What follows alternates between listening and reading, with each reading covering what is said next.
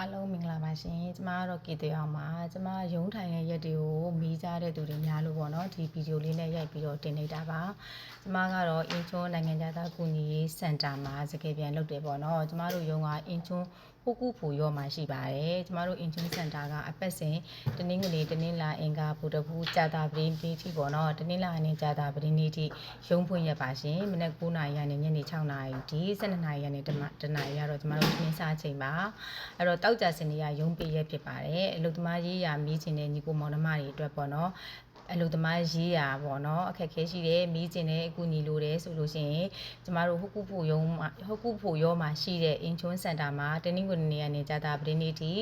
လာရတာနီးတဲ့သူတွေဆိုလို့ရှိရင်ရုံးကိုလာပြီးတော့မေးမြန်းနိုင်တယ်လို့လာရတာဝေးတဲ့သူတွေဆိုလို့ရှိရင်လည်းဖုန်းဆက်ပြီးတော့မေးလို့ရပါတယ်ကျမရဲ့ရုံးဖုန်းဓာတ်ရိုက်ဖုန်းနံပါတ်ကတော့070 47627165ဖြစ်ပါတယ်အဲ့တော့မေးချင်တာမှန်သမျှပေါ့နော်မေးမြန်းနိုင်ပါတယ်လို့ပြောချင်ပါတယ်ကျမတို့ရုံးကတောက်ကြစနေရတော့ရုံးပိတ်ရက်ဖြစ်တဲ့အတွက်တောက်ကြနေရုံးပိတ်ရက်မှာကျမကအင်ချွန်းဖူဖူကိုယုံစင်တာမှာမနေ့9:00နာရီကနေပြီးတော့ညနေ9:00နာရီထိရုံးထိုင်ပါတယ်အလုပ်ထွက်ထားတဲ့ညီကိုမောင်နှမတွေ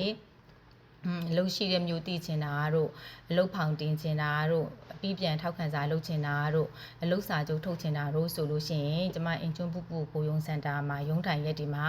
လာရောက်လို့ရပါတယ်ဆိုတဲ့အကြောင်းကိုပြောချင်ပါတယ်အင်ချွန်းပူပူကိုယုံစင်တာကတော့အင်းမရော့မှာရှိပါတယ်ကျမတို့အင်ချွန်းနိုင်ငံသားကူညီရေးစင်တာကတော့ဟူကူဖိုရော့မှာရှိပါတယ်အိုဤသူကိုသွားတဲ့အဝါလိုင်းမှာစီးမယ်ဆိုလို့ရှိရင်ဝဏိကျေကနေပြီးတော့ဒုတိယမြောက်ဘူတာမှာကျမတို့ရုံးရှိပါတယ်ရှင်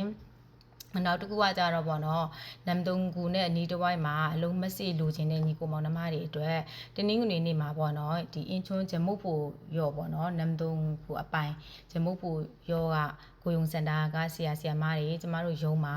လာပြီးတော့ရုံးထိုင်တာဖြစ်တဲ့အတွက်အကယ်၍တနင်္ဂနွေနေ့မှာပေါ့နော်နမ်တုံကူနဲ့အနီးတစ်ဝိုက်မှာအလုံးမစိလိုချင်တယ်ဆိုလို့ရှိရင်လည်းကျမတို့ဟုကုဖို့ရုံးမှာလာရောက်ပြီးတော့အလုံးမစိတောင်းလို့ရပါတယ်တနင်္ဂနွေနေ့တရက်တည်းပါနော်နမ်တုံကူနဲ့အနီးတစ်ဝိုက်မှာအလုံးမစိတောင်းတာကတော့တခြားဂျားရက်တွေမှာတော့တက်ဆိုင်ရာဌာနမှာတွားပြီးတော့တောင်းရမှာဖြစ်ပါတယ်အဲ့တော့အလုပ်သမားရေးရာဖျားပေါ့နော်လာစာကိစ္စထွက်ချုပ်ခွန်ကိစ္စရွန်းချကိစ္စလူငယ်ခွန်ကိစ္စပေါ့နော်စသဖြင့်မေးချင်တာများကိုတနင်္ဂနွေနေ့ကနေပြီးတော့ကြာတာပတိနေ့ထိပုံမှန်ရုံးချိန်မှာ